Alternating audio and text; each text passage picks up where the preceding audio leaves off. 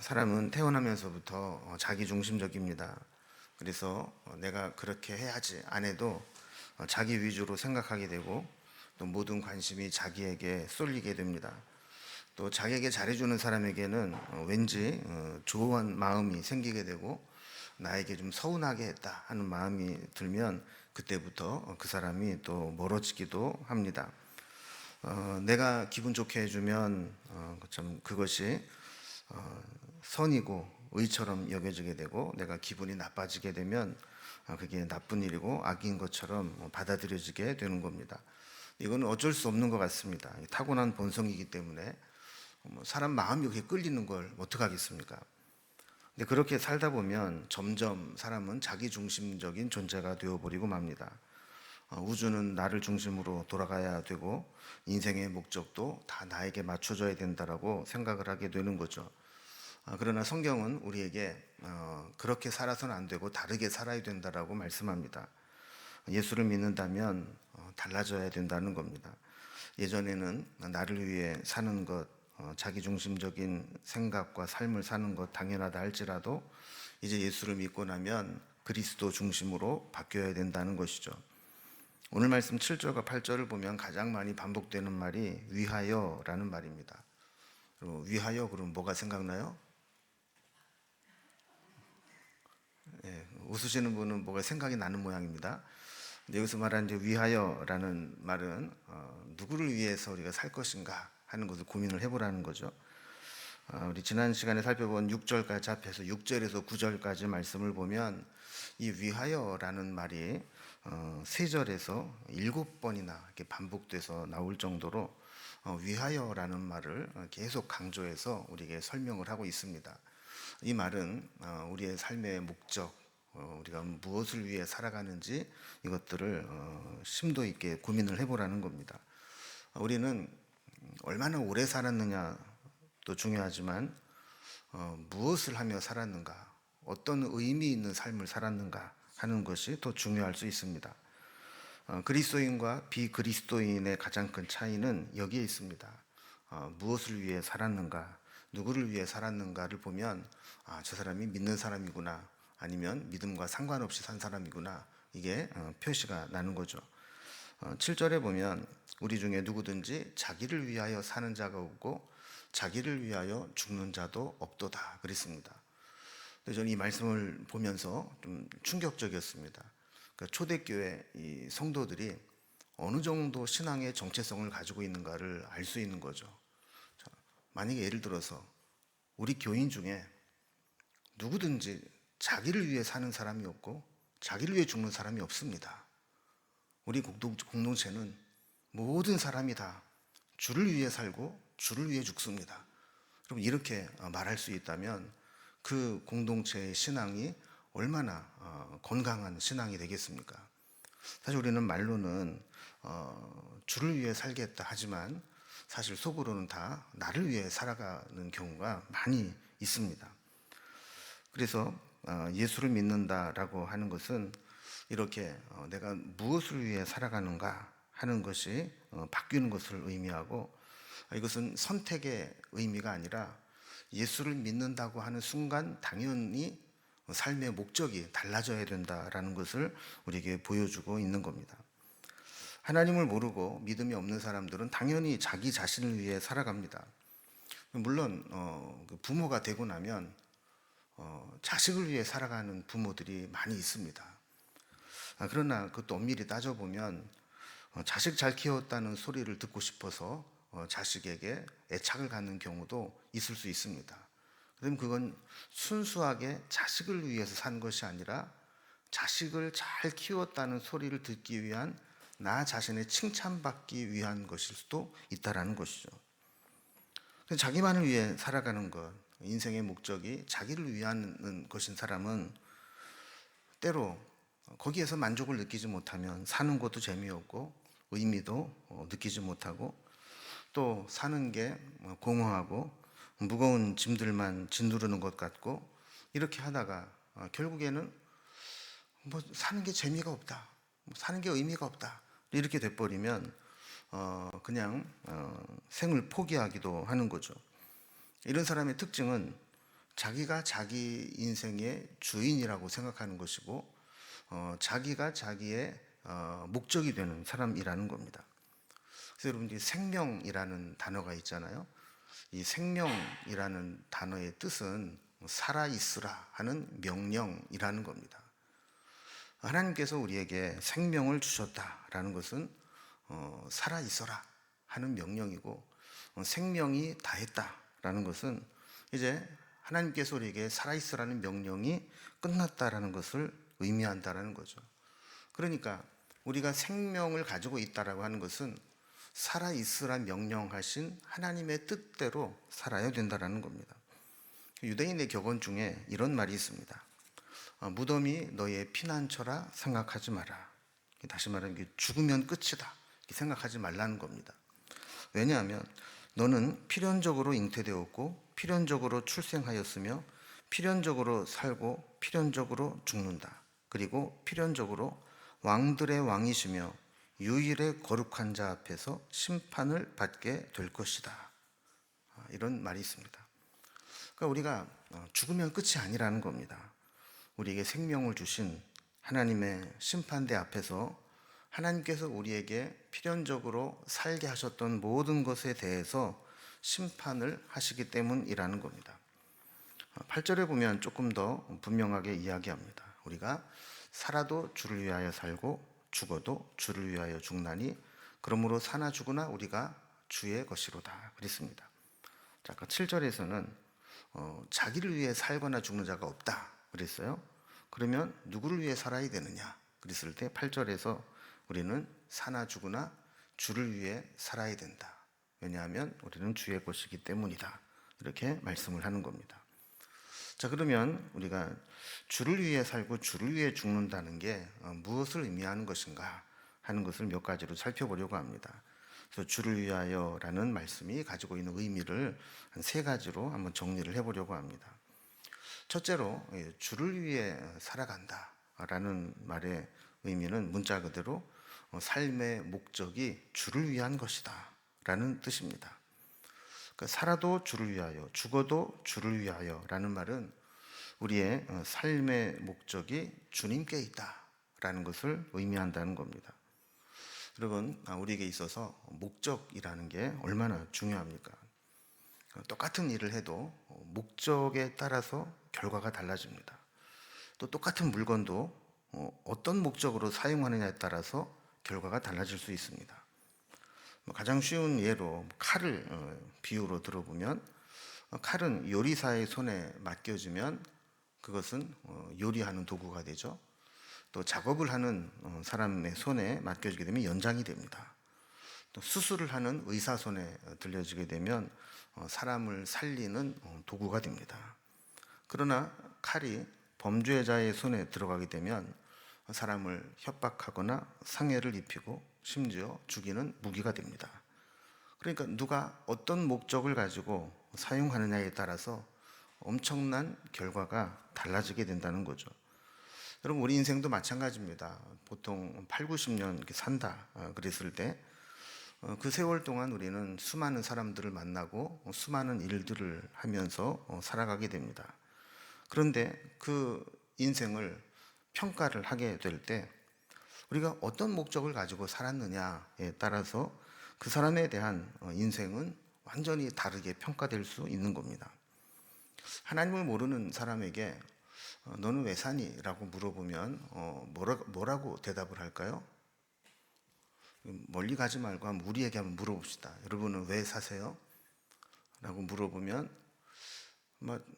마지못해 살죠.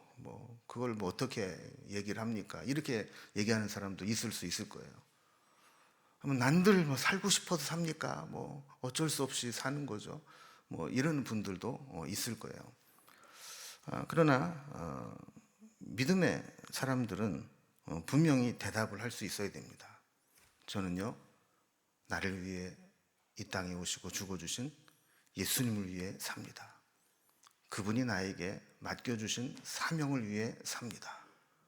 이 고백을 할 수 있어야 진정한 그리스도인이라는 겁니다.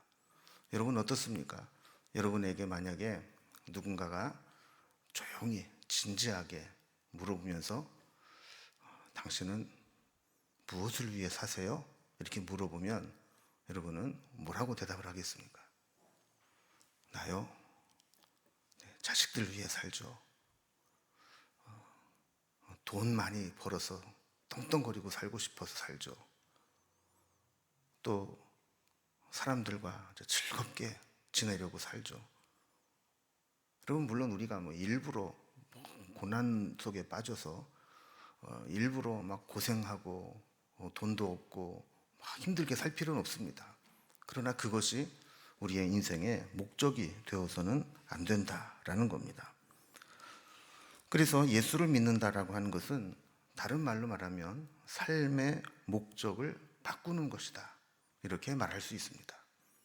우리가 진짜 예수를 믿는다, 진짜 예수를 믿게 됐다 그러면 필연적으로 동반되는 현상이 우리의 삶의 목적이 바뀌었다라는 거예요. 그 믿는 사람은 삶의 목적이 바뀐 사람이라고 할 수 있다라는 거죠. 목적이 바뀐다는 것은 정체성이 바뀐다는 겁니다. 똑같은 사람인데 우리 예를 들어서 이제 남자 청년이 있다고 쳐요. 이번 학기까지 학교를 다닌 학생이었습니다. 군대를 가야 되니까 휴학을 하고 입영 신청을 해서 영장이 나와서 군대에 들어갔습니다. 그러면 군대에 들어가기 전에는 학생이었는데 군대에 들어가고 난 순간부터 군인이 됩니다. 근데 군대에 가서도 나는 학생 때랑 별반 다른 게 없어, 그러면서 아침에 기상나팔이 울려도 좀 더 잘래. 전부 다 아침 먹으러 가는데 나는 아침 먹느니 잠 조금 더 자는 게 더 좋아. 여러분, 만약에 이렇게 되면 그 사람이 온전히 군대 생활을 할 수 있겠습니까? 내가 뭔가 신분이 바뀌었고 정체성이 바뀌었다라고 하는 것은 그의 삶의 모든 것이 바뀌어진다는 것을 의미하는 거거든요. 그럼 우리가 예수를 믿게 되었다라고 하면 삶의 목적이 믿기 이전과는 완전히 달라져야 된다는 것을 의미하는 겁니다. 그런데 문제는 우리가 정말 예수를 믿고 나서 그런 변화가 있는가 하는 겁니다. 근데 많은 사람들이 처음에 막 은혜 받을 때는 변하는 것 같아요. 근데 은혜가 식으면서 늘어지기 시작해가지고 조금 지나면은 다시 믿기 이전과 별반 다를 게 없는 모습으로 바뀌어가는 경우가 있게 됩니다. 여러분, 우리가 신앙생활을 할 때 이 정체성에 대한 확신이 있고 진짜로 변하고 목적이 바뀐 사람은 신앙생활하는 것이 즐겁습니다. 왜냐하면 목적에 맞게 살아가기 때문에 그렇습니다. 그런데 예수를 믿기는 믿지만 삶의 목적이 완전히 바뀌지 않고 중간에 어정쩡하게 있는 사람은 신앙생활하는 게 불편합니다. 힘이 듭니다. 예수를 잘 믿으라고 하면 그게 거북합니다. 내가 생각하는 인생의 목적과 다른 삶을 강요한다고 느껴지기 때문에 내가 예수를 제대로 믿으라고 할 때마다 내가 원하는 게 아닌데, 이런 생각을 하게 된다는 겁니다. 그래서 우리가 예수를 믿는다, 주를 위해 산다 하는 것은 우리의 삶의 목적이 바뀌는 삶이 되어야 한다는 겁니다. 여러분, 사람들이 허무함을 느끼는 이유는 이 하나님께서 우리에게 주신 목적에서 벗어나서 살아가기 때문입니다. 한참 되긴 했지만 미국의 세들백 교회 리고렌 목사님이 쓰신 목적이 이끄는 삶이라는 책이 한참 인기를 끌었던 적이 있습니다. 사람들이 다 바쁘게 정신없이 살아가면서 내가 왜 살아야 되는지에 대한 목적의식을 잊고 살아가기 쉽다는 거죠. 그래서 거기 보면 5가지 인생의 목적을 이야기하면서 우리의 인생은 그 하나님이 우리에게 주신 목적이 드라이브 하는 대로, 끌고 가는 대로 살아가는 삶이 진정한 삶이다 이렇게 이야기를 하면서 한참 동안 교회에서 40일 특별 새벽기도 하면 교재로 쓰기도 하고 성경 공부 교재로 쓰기도 하고 그러면서 책을 읽었던 적이 있습니다. 무엇이든지 목적에 맞게 정돈되고 또 목적에 맞게 움직이게 될 때 보람도 있고 의미도 있고 재미도 있는 겁니다. 목적에 맞게 살아갈 때 안식도 있고 평안도 있고 기쁨도 있습니다. 우리가 한번 사순절도 보내고 또 부활절 앞두고 묵상을 해오면서 한번 우리의 삶은 어떠한가, 내 삶의 목적이 정말 주님을 위한 삶으로 점철되어져서 이끌림을 받고 있는가 한번 돌아보면 좋겠습니다. 자, 두 번째로 우리가 주를 위하여 살아간다 그럴 때 주를 위해 산다는 말의 의미는 주님이 우리 삶의 기준이 된다는 것을 의미하는 겁니다. 무엇을 위해 살아간다 그럴 때 그 의미는 기준이 된다라는 거죠. 그래서 그 기준에 맞게 살면 잘 사는 것이고 그 기준에 어긋나면 잘 못 사는 것이 되는 겁니다. 그럼 하나님을 모르는 사람들은 무엇이 잘 사는 것의 기준일까요? 어떤 분이 그런 얘기를 했어요. 우리나라의 잘못된 표현 중에 하나가 잘 산다, 못 산다 라는 표현이라는 겁니다. 그리고 옛날에 우리가 가난할 때는 잘 산다 그러면 뭐를 표현하는 의미였어요? 그게 좀 돈이 많고 부유한 사람은 그 집 잘 살아 그랬고 돈이 없고 가난한 집은 그 집 못 살아 이랬단 말이죠. 근데 진짜 그 경제적인 기준이 잘 사는 것과 못 사는 것의 기준이 될 수 있을까요? 많은 사람들이 행복하고 부유하고 평안하고 건강하고 화목하고 성공하고 즐거운 인생을 살기를 원합니다. 그러나 그것이 잘 사는 기준이 될 수는 없습니다. 그리스도인은 기준이 바뀐 사람입니다. 그리스도인의 기준은 그리스도가 영광을 받고 하나님의 뜻이 이루어지는 삶을 사는 것이 잘 사는 것이다라고 생각하는 것입니다. 목적이 정해지면 그 목적이 기준이 되고 목적대로 살아가면 잘 사는 것이고 목적에서 어긋나면 잘 못 사는 것이 되는 겁니다. 그래서 우리가 주를 위해 살아간다라고 하는 것은 우리의 기준이 바뀌는 것을 의미합니다. 이제부터는 아무리 선한 일처럼 보이는 일을 한다 할지라도 그것이 주님의 기준에 맞지 않는다면 그것은 잘 사는 게 아닙니다. 반대로 내가 힘들고 괴롭고 고생을 하고 때로는 억울하고 아파도 그것이 주님을 위한 것이라면 그것이 주님께서 인정해 주시는 것이라면 그것이 바르게 잘 사는 것이라고 여기는 것입니다.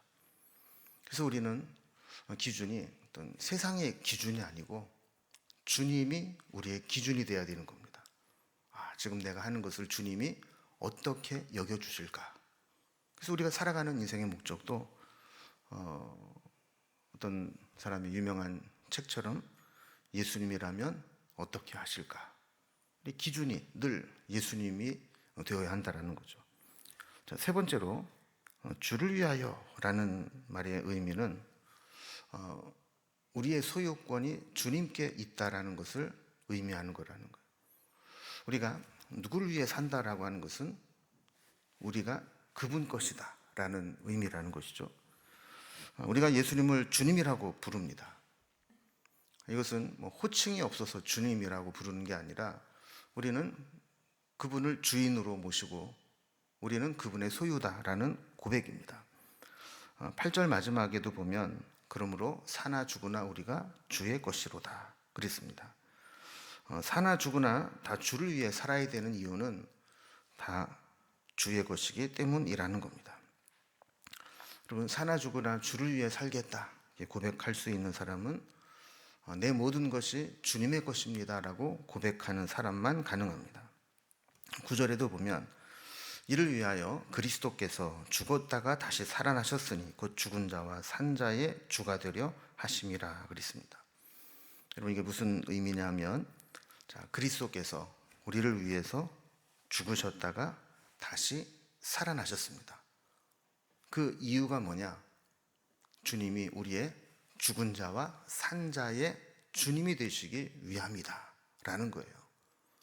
이게 무슨 의미냐? 또 조금 더 설명을 해드리면, 여러분, 죽은 자는 무엇을 의미하냐면 우리가 죽고 천국에 가서 영원히 살게 되는 것을 의미하는 겁니다.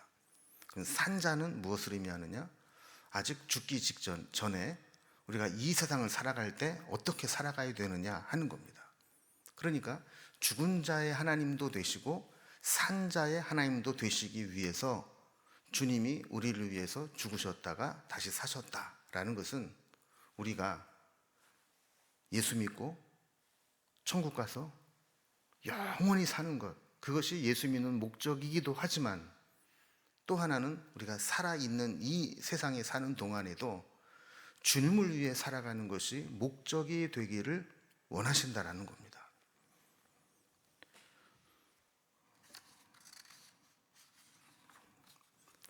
사도 바울은 다른 서신에서 이 의미를 분명히 천명했습니다. 고린도 후서 5장 15절에 보면, 그가 모든 사람을 대신하여 죽으심은 살아있는 자들로 하여금 다시는 그들 자신을 위하여 살지 않고 오직 그들을 대신하여 죽었다가 다시 살아나신 이를 위하여 살게 하려 하심이라 그랬어요. 그리고 우리는 예수님이 우리를 대신 죽어주셨다, 할렐루야 이러고 나를 위해 죽어주신 주님만 묵상하고 감사함으로 끝나기가 쉽습니다.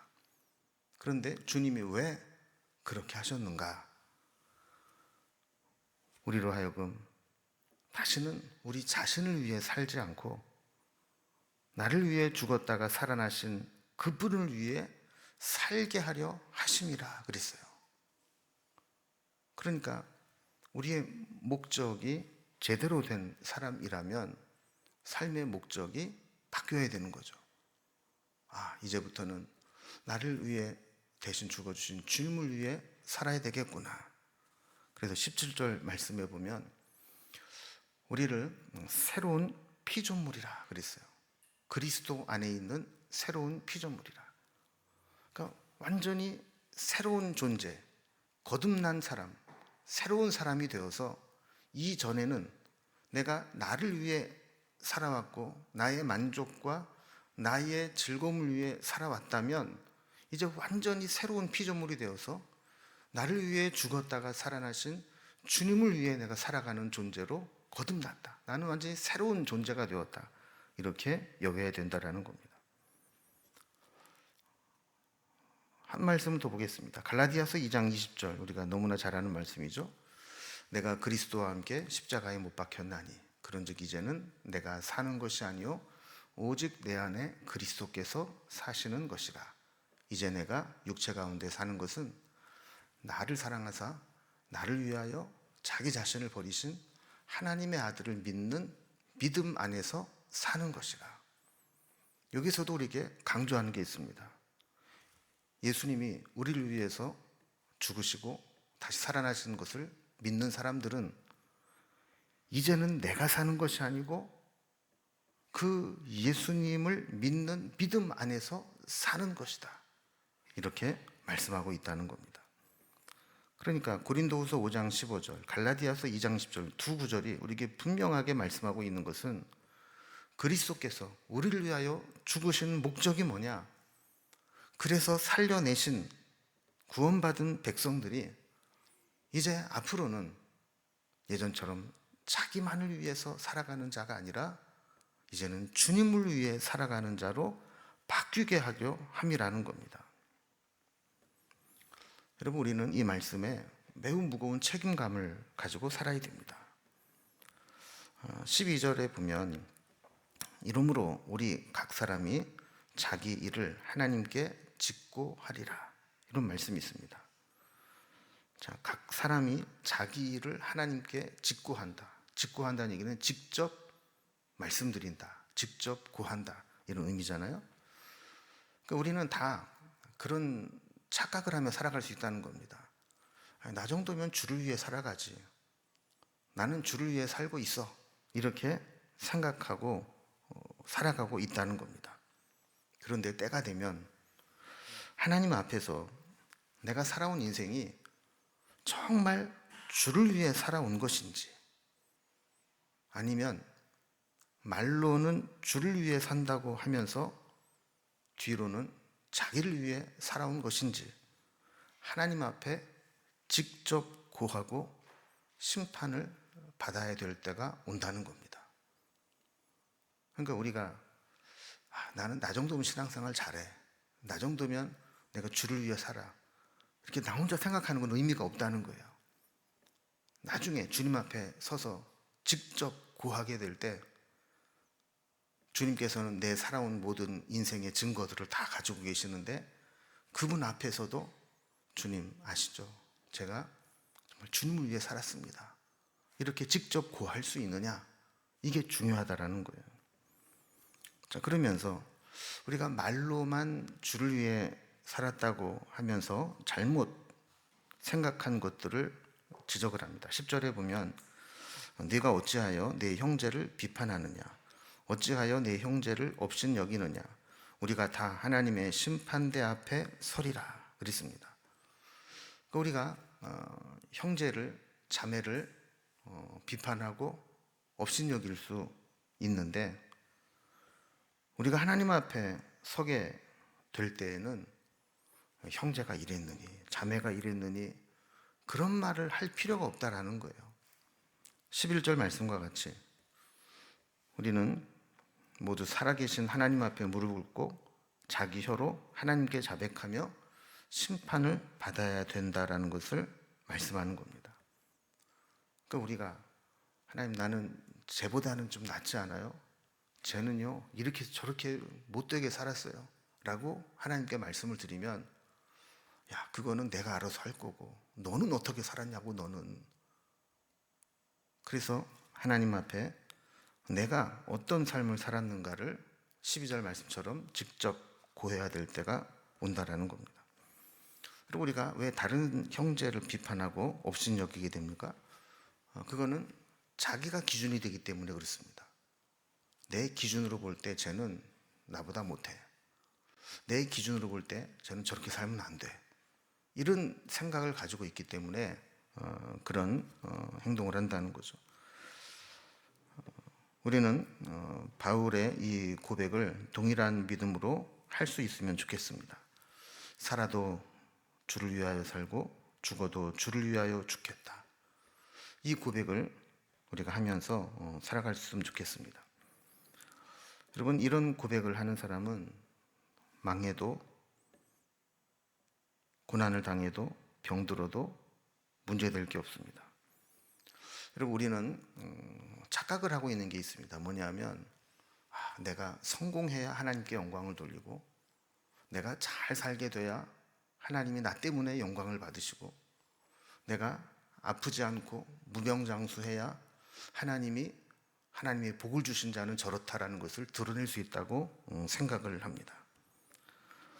그러나 여러분, 때로는 병들고 망하고 죽어도 주님께 영광을 돌릴 수 있습니다. 망하는데 정말 깨끗하게 망하는 사람이 있으면 좋을 것 같아요. 여러분 말고 다른 믿는 사람들 중에서 안 망하려고 막 거짓말을 하고 막 부정을 저지르고 이러면서 추하게 망하는 게 아니라 정말 정직하게 살다가 정직하게 산 것 때문에 망하게 된다면, 저는 그거는 하나님 영광 가리는 게 아니라고 생각합니다. 병들어도, 그래서 고침받지 못하고 죽는 일이 생겨도, 그게 다 왜 하나님 믿는 사람이 저렇게 죽어가나, 왜 하나님이 저 병도 못 고치나, 그래서 병이 고침받지 못하면 하나님의 영광을 가린다, 이게 아니라 질병에 걸렸을 때, 죽음의 그림자가 드리울 때도 그 죽음 앞에 두려워하지 않고 부활의 소망을 천명하며 담대히 평안하게 천국의 소망을 드러낼 수 있다면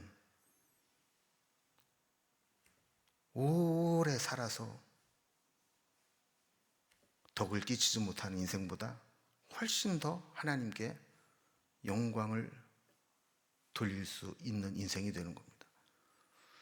저는 그래서 자주는 그런 기도 안 하지만 가끔 그런 기도를 합니다. 하나님, 제가 죽을 때 하나님께 영광을 돌리는 죽음을 맞게 해주세요.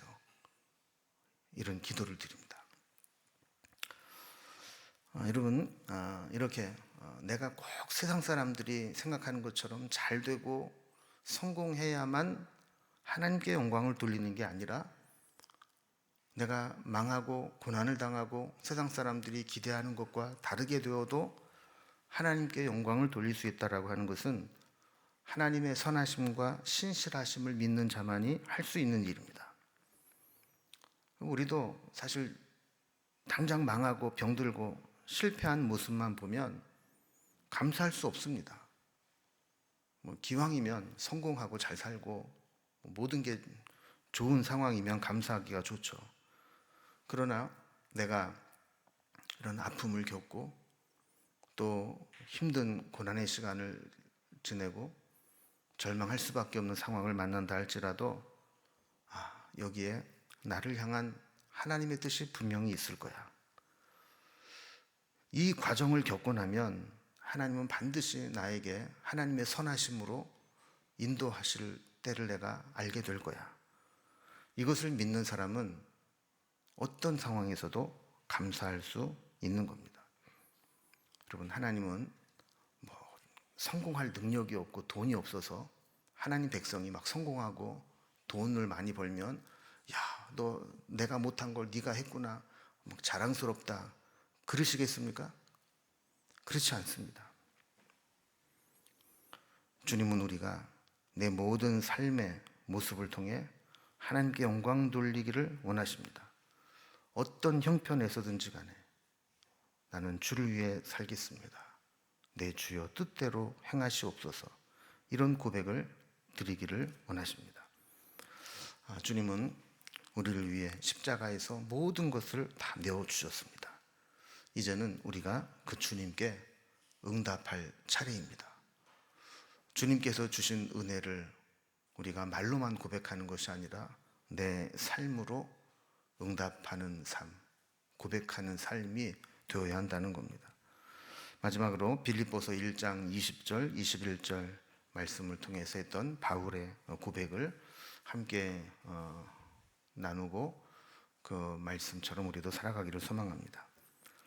나의 간절한 기대와 소망을 따라 아무 일에든지 부끄러워하지 아니하고 지금도 전과 같이 온전히 담대하여 살든지 죽든지 내 몸에서 그리스도가 존귀하게 되게 하려 하나니, 이는 내게 사는 것이 그리스도니 죽는 것도 유익함이라.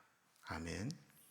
여러분, 우리의 몸이, 우리의 삶이 그리스도를 존귀하게 나타내는 삶을 살겠다 결심하면서 내가 어떤 행동을 하든 처신을 하든 선택을 하든 결정을 하든 그것이 주님을 위한 것인지, 내가 이 선택을 함으로 그리스도가 존귀함을 받는지, 이것들을 늘 점검하고 주님을 위해 살아가는 저와 여러분이 될 수 있기를 주님의 이름으로 기원합니다.